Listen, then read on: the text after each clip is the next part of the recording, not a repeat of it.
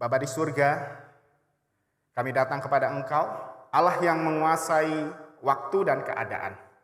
Di dalam segala situasi yang kami hadapi Tuhan, kami percaya Allah hadir di tengah-tengah kami. Sebagaimana 2000 tahun yang lalu Kristus datang kepada kami, supaya setiap umat manusia yang bergumul dengan dosa mendapatkan keselamatan di dalamnya.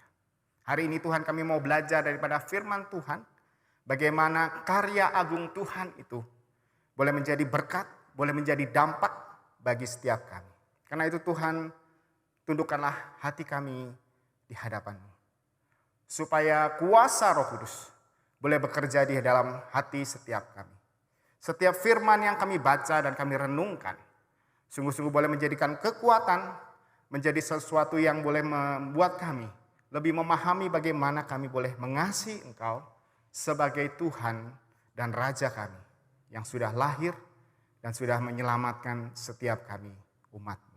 Kami menyerahkan untuk pemberitaan firman Tuhan pada pagi hari ini. Tuhan yang hadir di tengah-tengah kami, Tuhan yang berbicara kepada setiap kami. Dalam nama Kristus Yesus, Allah yang hidup, kami bersyukur dan kami berdoa. Amin. Jemaat sekalian, perenungan kita pada pagi hari ini akan kita ambil dari Injil Matius. Injil Matius pasalnya yang kedua, ayatnya yang pertama sampai ayatnya yang ke-12. Namun demikian, saya hanya akan membacakan bagi kita ayatnya yang pertama, kemudian ayat ke-9 sampai ayatnya yang ke-11. Demikianlah firman Tuhan. Sesudah Yesus dilahirkan di Bethlehem di tanah Yudea, pada zaman Raja Herodes, datanglah para Majus dari timur ke Yerusalem. Ayatnya yang ke-9. Setelah mereka mendengar kata-kata raja itu, berangkatlah mereka dan lihatlah bintang yang mereka lihat di timur itu mendahului mereka hingga tiba dan berhenti di atas tempat di mana anak itu berada. Ketika mereka melihat bintang itu, sangat bersukacitalah mereka. Maka masuklah mereka ke dalam rumah itu dan melihat anak itu bersama Maria ibunya. Lalu sujud menyembah dia. Mereka pun membuka tempat harta bendanya dan mempersembahkan persembahan kepadanya, yaitu emas, kemenyan, dan mur. Demikianlah kebenaran firman Tuhan. Berbahagialah setiap kita yang merenungkan akan firman-Nya, terlebih lagi yang melakukannya dalam kehidupan sehari-hari.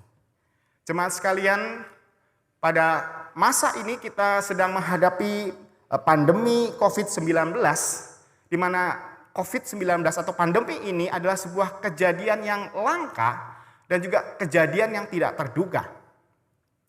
Kalau kita boleh katakan sepanjang 100 tahun ataupun sekian waktu yang lama, belum tentu ya, ada satu kejadian seperti COVID-19 ini. Dan dari data terakhir ya yang saya lihat, ya, kalau Bapak Ibu lihat di dalam tayangan ini, ada 69 juta kasus. Ini beberapa hari yang lalu, tadi saya update, sudah 71,1 kasus ditemukan di seluruh dunia. Dan kemudian ada 45, kalau sekarang adalah 45,7 juta yang sembuh.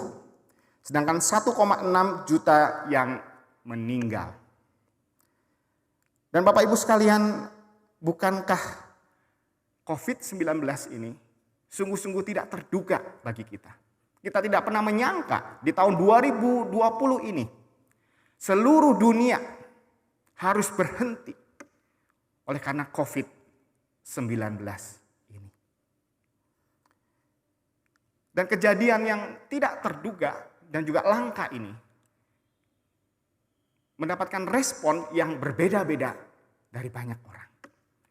Saya ingat ketika di awal-awal pandemi, begitu takutnya kita, sampai ada beberapa orang yang hanya untuk pergi berbelanja, Mereka memakai APD yang lengkap. Padahal pada waktu itu APD masih langka. Namun juga ada sebagian orang yang merasa bahwa COVID ini tidak ada apa-apanya. Mereka menganggap COVID adalah hal yang biasa-biasa saja. Ya. Business as usual. Ya. Kehidupan berjalan seperti biasa. Ketika diminta untuk pakai masker, pakai face shield, mencuci tangan. Bagi mereka itu bukan hal yang harus mereka lakukan. Namun demikian di tengah-tengah pandemi ini. Ada juga orang-orang yang berusaha mencari apa yang mereka harus lakukan. Mereka berusaha melakukan tindakan-tindakan positif. Meresponi pandemi yang melanda seluruh dunia. Bapak Ibu sekalian, bukankah kelahiran Kristus itu adalah sebuah kejadian yang langka dan juga tidak terduga? Saya boleh katakan langka oleh karena apa? Karena Allah menjadi manusia. Kapankah itu terjadi? Itu terjadi ketika Yesus lahir ke dalam dunia ini. Dan boleh dikatakan itu hanya terjadi sekali saja di dalam sejarah umat manusia. Dan juga kejadian itu adalah sebuah kejadian yang tidak terduga. Oleh karena apa? Beratus-ratus tahun para nabi sudah menubuatkan tentang kelahiran Sang Mesias. Namun tidak ada seorang pun yang menyadari bahwa Sang Mesias dilahirkan melalui rahim Maria. Dan di dalam kitab Injil Matius yang kita baca tadi, kita bisa melihat respon dari beberapa kelompok orang yang mengetahui akan lahirnya Sang Juru Selamat. Akan lahirnya Kristus yang menjadi raja di atas segala raja. Dan kita akan mempelajari bagaimanakah sikap dan respon daripada orang-orang tersebut. Orang pertama yang akan kita lihat adalah Raja Herodes. Raja Herodes dia adalah raja dari kerajaan Yudea. Dia diangkat oleh Kekaisaran Romawi. Sesungguhnya dia bukan orang Yahudi. Dia adalah orang Edom, yaitu keturunan daripada Esau. Namun demi mendapatkan kekuasaan, dia menikahi putri daripada bangsawan Yahudi. Sekalipun pada waktu itu, dia telah memiliki istri dan anak-anak. Herodes adalah seorang yang pandai. Dia licik. Dan dia juga haus kekuasaan. Dan oleh karena itulah kita melihat di ayat ketiga. Ketika orang-orang Majus itu datang di Yerusalem. Ayat 3 mengatakan kepada kita, ketika Raja Herodes mendengar hal itu, terkejutlah ia beserta seluruh Yerusalem. Raja Herodes terkejut karena mungkin rombongan yang datang itu begitu banyaknya. Dan begitu tiba-tiba, seperti seorang asing yang datang, begitu ya. Sehingga itu menyebabkan sesuatu yang mengejutkan di Yerusalem. Dan ini juga mengejutkan bagi Raja Herodes. Oleh karena dia mengetahui ada seorang raja baru yang akan lahir. Dan oleh karena itulah dia mengumpulkan para ahli Taurat, para imam. Karena paling tidak dia tahu bahwa ada nubuatan tentang lahirnya Sang Mesias. Karena itulah dia mengumpulkan para imam tersebut. Dan dari para imam itu, Raja Herodes mengetahui tentang lahirnya Sang Mesias. Dan mengetahui tentang apa yang Taurat ataupun apa yang kitab suci katakan tentang kelahiran sang raja itu. Maka Raja Herodes pun memanggil secara diam-diam memanggil orang-orang Majus itu. Dia berkata seolah-olah dia ingin datang seperti halnya para Majus. Dia ingin datang menyembah raja itu. Padahal dia memiliki rencana yang lain. Ketika dia menyuruh para Majus ini pergi untuk menyelidiki keadaan di sana mengenai anaknya yang baru lahir itu. Dia berkata dia akan menyembah dia. Namun sesungguhnya ada rencana lain di balik perkataannya itu. Ayat 16 dan 18 daripada pasal yang kedua menunjukkan kepada kita apa yang dilakukannya kemudian.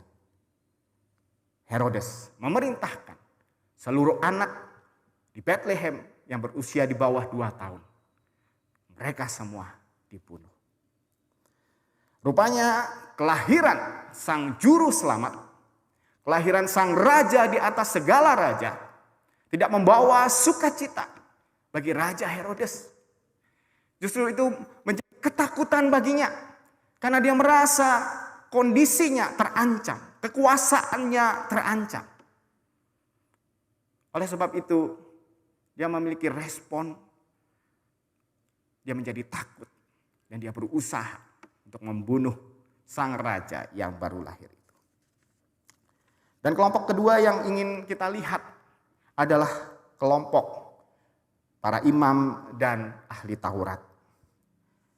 Para imam dan ahli Taurat adalah orang yang setiap harinya bergumul mempelajari akan kitab suci. Sesungguhnya ketika mereka mendengar ada seorang raja yang baru lahir, mereka tahu bahwa yang akan lahir itu adalah seorang Mesias seperti yang dinubuatkan oleh para nabi. Dan karena itulah dengan segera mereka dapat mengutip di ayat yang ke-6 kita boleh melihat. Itu ada kutipan dari nubuatan daripada Nabi Mika. Dan mereka berkata sesuai dengan apa yang tertulis di dalam kitab para nabi. Dan engkau Bethlehem tanah Yudea, engkau sekali-kali bukan yang terkecil di antara mereka yang memerintah Yudea. Karena daripadamu akan bangkit seorang pemimpin yang akan menggembalakan umatku Israel. Jemaat sekalian, sesungguhnya para imam dan ahli Taurat, mereka mengetahui tentang lahirnya sang juru selamat. Bahkan dari nubuatan para nabi, dari Nabi Mika, mereka mengetahui tempatnya, tahu lokasinya ada di Bethlehem. Namun demikian, apa yang dicatat oleh firman Tuhan? Tidak ada satupun di antara mereka yang datang ataupun pergi untuk mencari sang Mesias yang baru lahir ini. Padahal orang-orang Yahudi, umat Yahudi, bangsa Yahudi, sekian lama telah menantikan akan kehadiran sang Mesias. Kelompok ketiga yang kita bisa pelajari dari Injil Matius ini ialah para Majus. Para Majus ialah ahli perbintangan. Mereka memiliki pengetahuan tentang astronomi. Karena itu mereka disebut dengan orang Majus.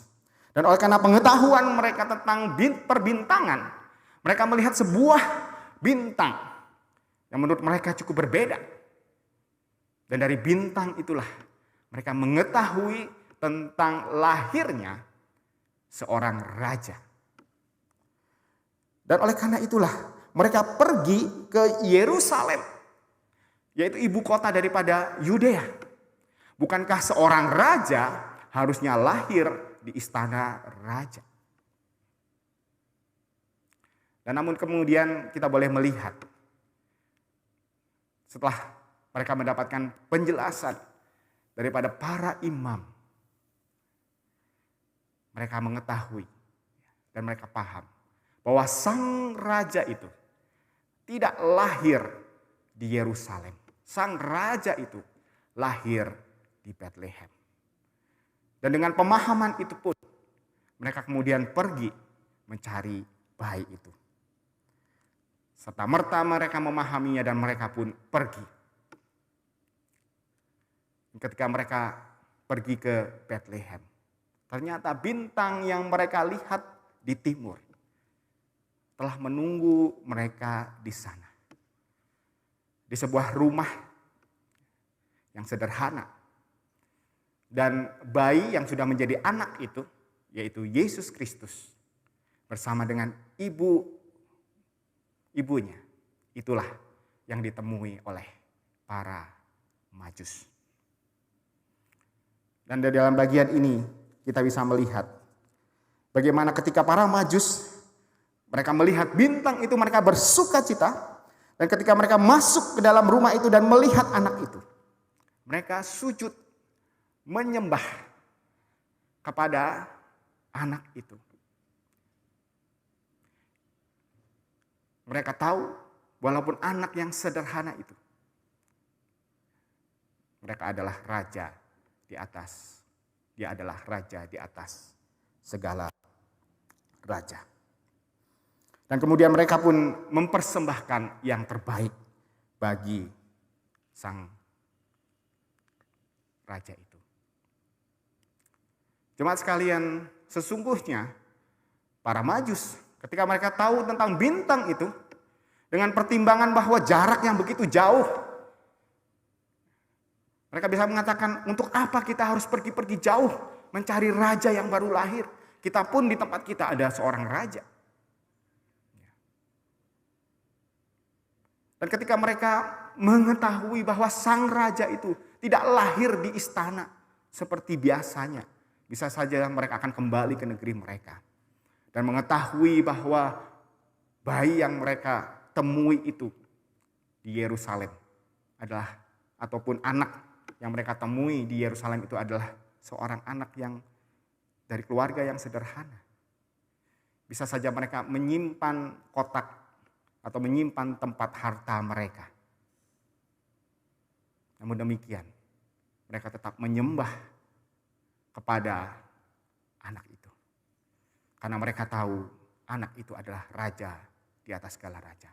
Dan mereka mempersembahkan yang terbaik, emas, mur, dan kemenyan. Sebuah persembahan bagi seorang raja.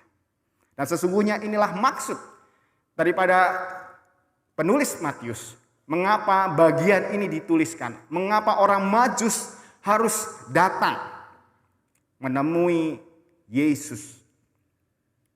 Karena sesungguhnya bagian ini Matius ingin menegaskan, yang lahir di Bethlehem itu adalah sungguh-sungguh seorang raja. Keturunan daripada Raja Daud yang diurapi sebagai Mesias. Dan oleh karena respon dan tindakan daripada para Majus ini, mereka menjadi saksi dari lahirnya sang juru selamat.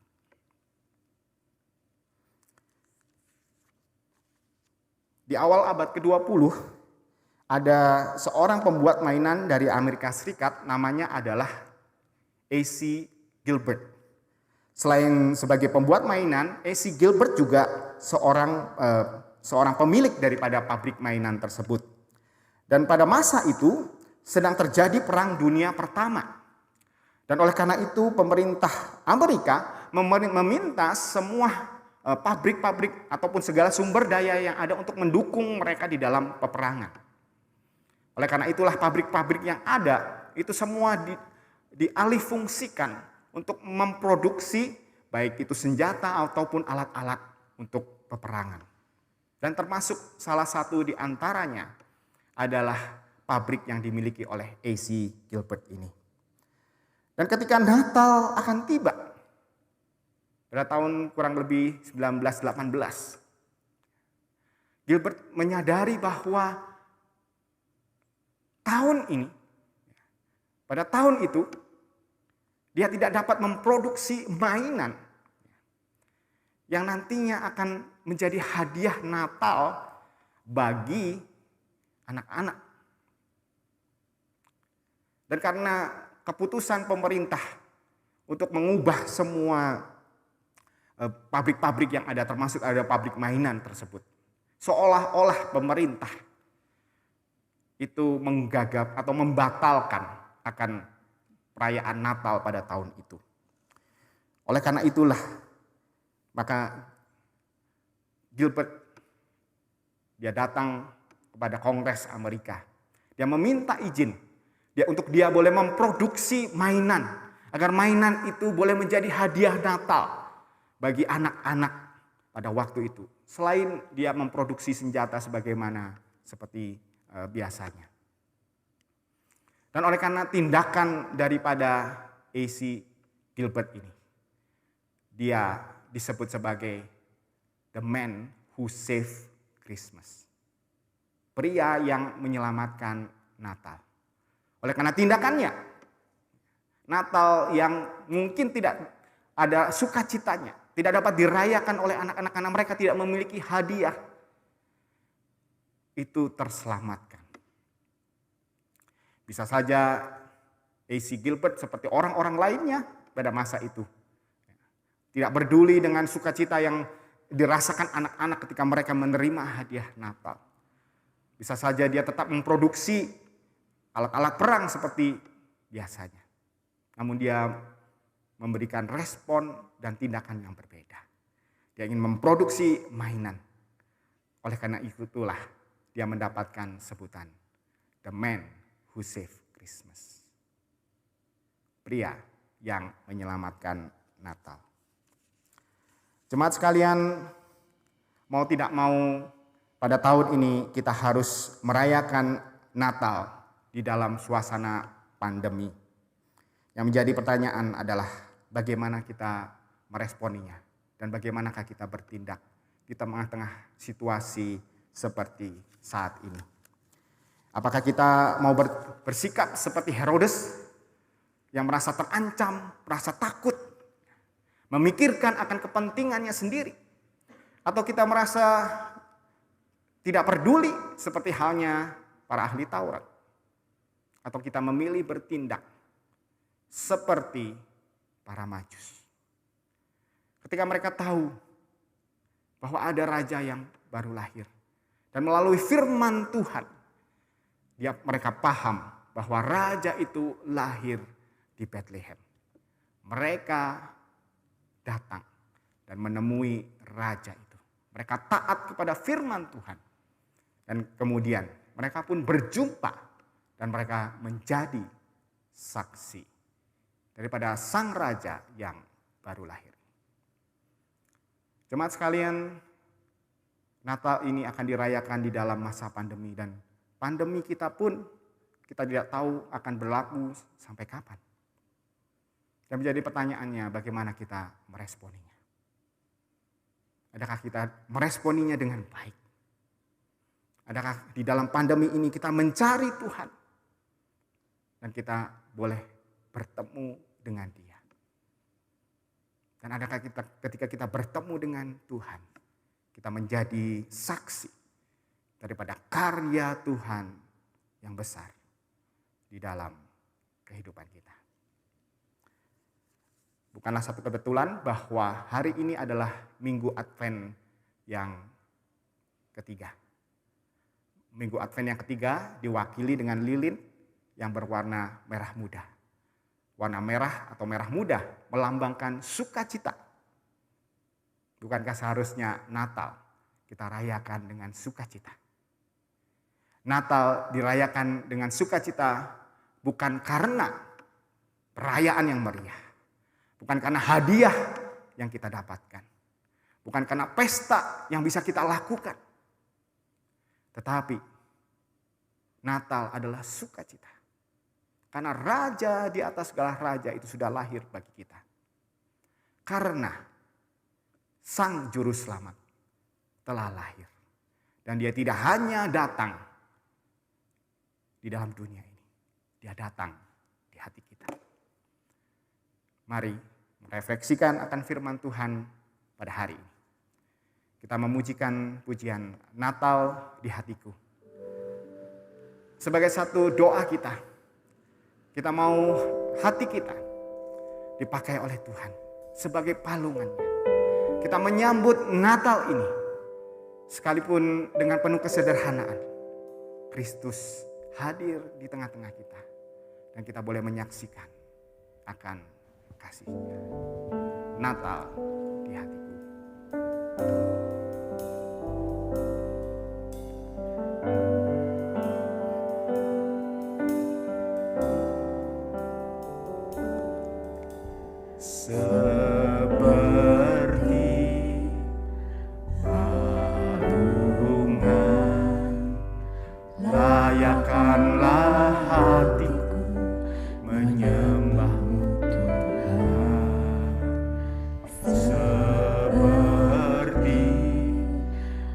kemenyanganmu, biar hidupku berkenan padamu. Sebab Natal tak akan berarti tanpa kasih-Mu. Lahir di hatiku hanya bersama-Mu, Yesus, ku rasakan selalu. Indahnya Natal di hatiku. Mari kita berdoa. Ya Tuhan, sungguh ini adalah kerinduan kami, bahwa kami merayakan Natal pada tahun ini bukan karena ada pesta pora yang bisa kami lakukan, bukan karena perayaan-perayaan yang ada, tetapi sungguh-sungguh kami boleh merasakan kehadiran Yesus Kristus di dalam kehidupan kami, di dalam hati kami. Karena itu Tuhan, menjelang perayaan Natal kami tahun ini, kami rindu kami boleh menyiapkan hati kami, supaya hati kami boleh menjadi palungan di mana Kristus hadir di dalamnya. Dan kini kami juga boleh mempersiapkan akan hidup kami, supaya hidup kami menjadi satu persembahan yang berkenan bagi Tuhan. Sehingga sungguh-sungguh Natal itu kami rasakan di dalam kehidupan kami.